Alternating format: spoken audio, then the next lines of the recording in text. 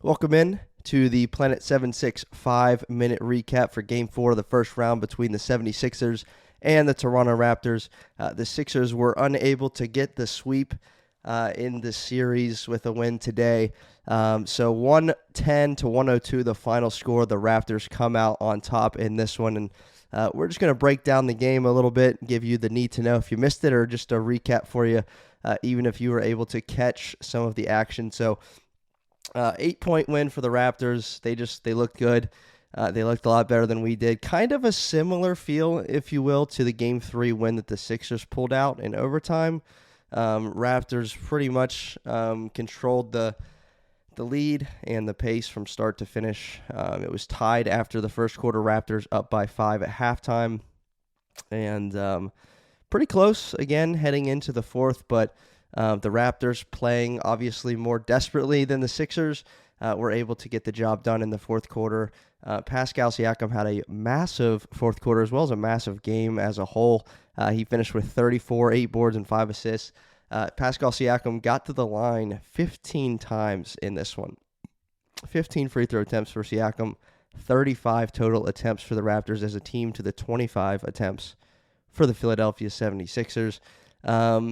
So we'll look at some positives, we'll look at some negatives, and we'll look ahead to Game 5 again in this short 5-minute recap of Game 4. So, a couple positives. I thought Tobias Harris played very well. He had another double-double, 15-11, efficient shooting from the field. Joel Embiid struggled. He struggled mightily. He started very slow. He started 0 for 5. He finished 7 for 16, so on a positive note there. But he struggled. You know what I mean? He had 21 and 8. He got to the line 9 times. James Harden was aggressive. Many of us have been hoping for an aggressive James Harden, though just 5 for 17. He did take the most shots on the team for the first time in a Sixers uniform since I can remember. I'm sure he has done it before in the regular season, but 5 for 17, 10 for 11 from the free throw line, 22 points. 9 assists for James Harden in 42 minutes, which led the team as well. Relatively quiet, Tyrese Maxey, 4 for 12 from the field, 11 points. I really thought that he needed to get going. He never quite did.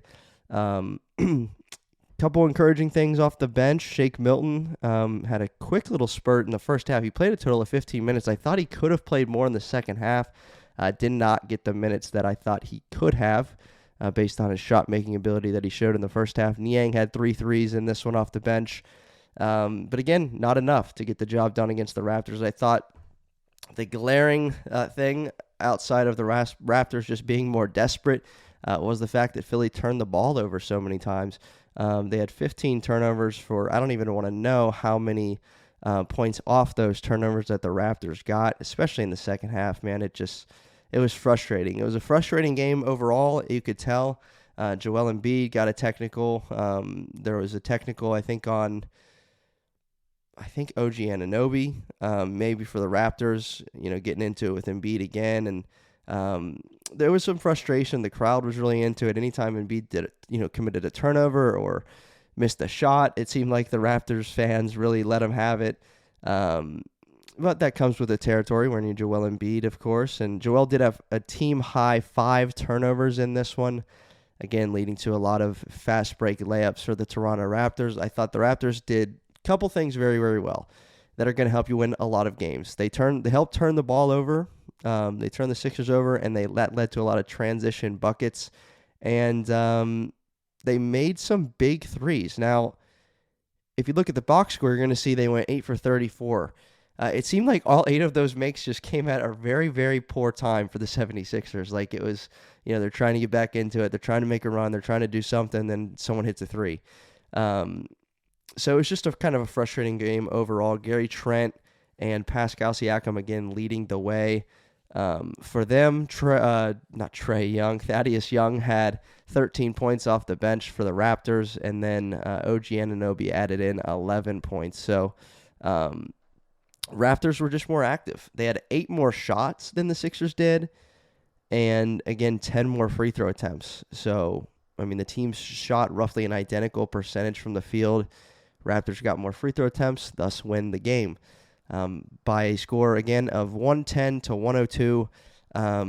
it's a little sad that the Sixers weren't able, obviously, to get the sweep. You would have really, really loved that. We talked about that on a recent episode of Planet 76, saying that, hey, man, if the Sixers can get a win here, that's going to bode well for them, especially for rest, one, because they're not going to play for like a week. They still might have a week off, depending on how this series plays out. Game 5 set for Monday night. The Sixers, of course, will have Matisse Thybulle back, suited up with the team. Look to see how that might help out in this series, obviously. Priority number one is let's just take care of business, please, because you do not want to go back to Toronto. Let's stay in the country. Let's take care of business in Game 5. Let's not go back to Toronto. Let's gentlemen sweep these guys. And whatever Van Gundy was on the call on TNT today, I think said it best. He said, it's really tough. It's really difficult to get a sweep in the NBA playoffs, and it is. It just is. And so let's just take care of these guys in 5 games. Let's get Matisse back. Let's get an extended rest, obviously, with a few days off. We're not sure how the Heat and Hawks series are going to play out right now. As I record, it's a 2-1 advantage for the Miami Heat. I believe Game 4 set for tomorrow, Sunday. So, this is episode 4, episode 4 of the Planet 76 5-minute recaps. Hope you're enjoying these. They're posted everywhere, Instagram, Spotify, Apple Podcasts, and YouTube as well. And we'll have a full-length episode coming for you next week, and certainly another Planet 76 5-minute recap on Game 5 from the Wells Fargo Center on Monday night. Let's go Sixers.